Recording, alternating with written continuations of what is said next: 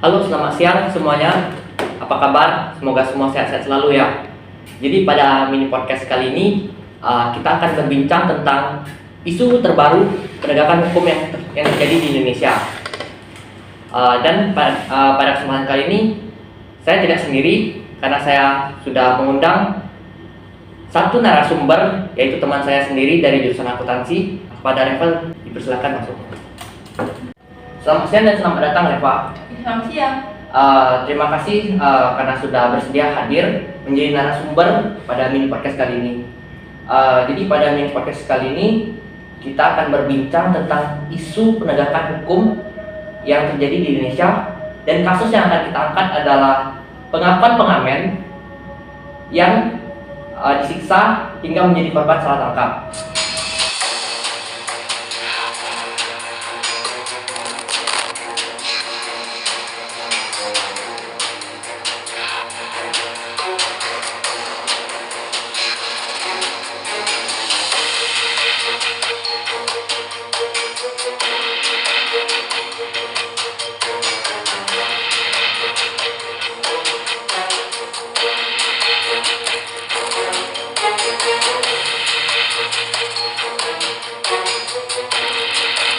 Keadilan. Saya berani ngomong tidak ada keadilan di sini. Udah benar-benar anak saya tidak bersalah. Udah benar-benar kasus salah tangkap sudah dibacakan semua, tapi katanya kadaluarsa. Sebelum lebih jauh, bagaimana sih tanggapan Reva terkait keempat pengamen ini yang menjadi korban salah tangkap oleh oknum polisi yang tidak bertanggung jawab, dan yang lebih parahnya lagi, permohonan ganti rugi ditolak karena dianggap sudah kadaluarsa. Oke, menurut saya dalam kasus ini, dalam status pengamen itu tidak ada hubungannya sama sekali. Karena di sini mereka, para pengamen itu disiksa, bahkan dianiaya sampai luka parah pun mereka tetap dipaksa untuk cepat mengakuinya. Padahal mereka belum ditemukan bukti secara konkret tersebut. Oke, apa yang terlintas dalam pikiran Reva mengenai penanganan penegakan hukum terkait kasus ini? Ya, seperti kita tahu, dalam penegakan hukum ini memang kita tidak terkejut lagi, kita tidak surprise lagi oleh hal-hal ini. Karena bisa kita lihat dalam hal ini, rakyat kecil itu pun disiksa oleh aparat hukum dengan tidak melihat bukti secara konkret maupun secara kualitas sumber daya manusianya. Dan ini bermasalahnya dalam polisinya atau dalam aparat hukumnya yang memiliki tugas tapi tidak menjalankan tugasnya dengan baik. Wow, jawaban yang sangat bagus sekali ya. Oke, kita lanjut. Pada awalnya, keempat pengamen ini diiming-imingi menjadi seorang saksi, hingga pada akhirnya mereka disuruh mengaku untuk menjadi pelaku. Menurut Reva, mengapa polisi melakukan hal tersebut? Oke. Menurut saya mengapa polisi melakukan hal tersebut karena ini kembali kepada awal bahwa kepolisian atau aparat hukum tidak menjalankan tugasnya dengan sangat baik, yaitu mereka menelan atau mengambil informasi tersebut tidak diselidiki lebih ulang dan tidak dispesifikasi lagi lebih rinci maupun lebih detail. Dan juga ada pepatah mengatakan bahwa yang berjuang akan kalah dengan yang beruang. Oke, pada kasus tersebut polisi tidak hanya salah tangkap, melainkan juga melakukan tindak kekerasan seperti menyetrum, melakban, hingga memukuli keempat para pengamen tersebut. Pandangan Reva sebagai mahasiswa, bagaimana sih hal tersebut? Justru dalam hal ini memang benar tidak ada keadilan dalam hal tersebut, terlebih rakyat kecil tersebut. Karena seperti yang kita ketahui, kita sudah belajar selama 13 tahun tentang Pancasila maupun kewarganegaraan negara tersebut. Dan kita juga sudah mengerti bahwa tugas polisi itu atau aparat hukum yang lainnya seperti apa.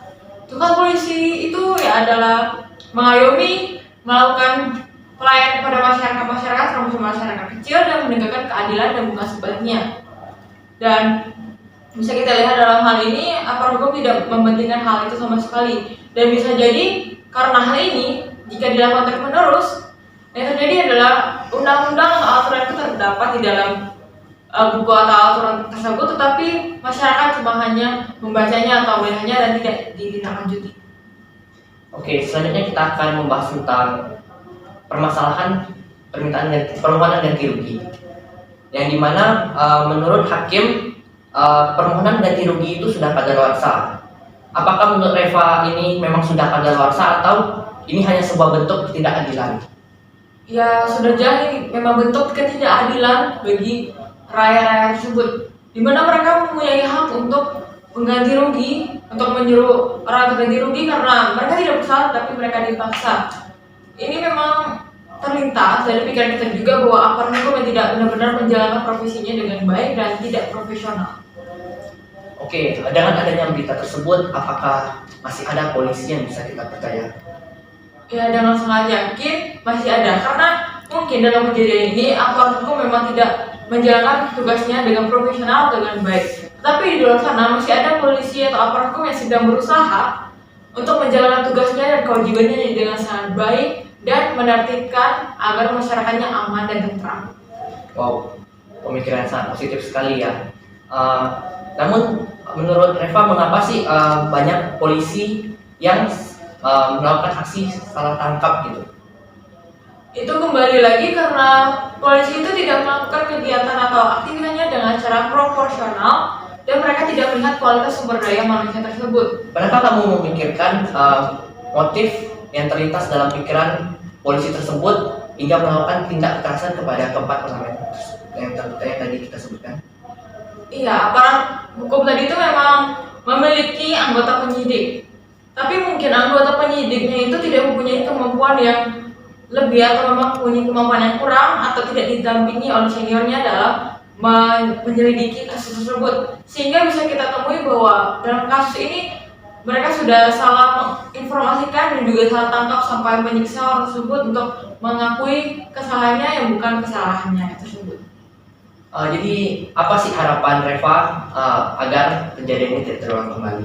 Yang pasti dan terutama bahwa di dalam aparat hukum maupun masyarakatnya harus dididik keadilan bagi sesama. Karena sesuai dengan sila kita yang kelima, keadilan sosial bagi seluruh rakyat Indonesia, bahwa di mana aparat hukum mempunyai tugasnya dan sesuai juga peraturan undang-undangnya. Jadi mereka harus melayani atau memeriksa para pelaku itu dengan secara spesifik, dengan secara detail sehingga tidak terjadi hal yang sedemikian rupa. Demikian perbincangan yang dapat kita simpulkan pada hari ini. Terima kasih pada Reva sudah bersedia hadir untuk menjadi narasumber pada Mini Podcast ini. Saya Didar Maprianto, pamit undur diri.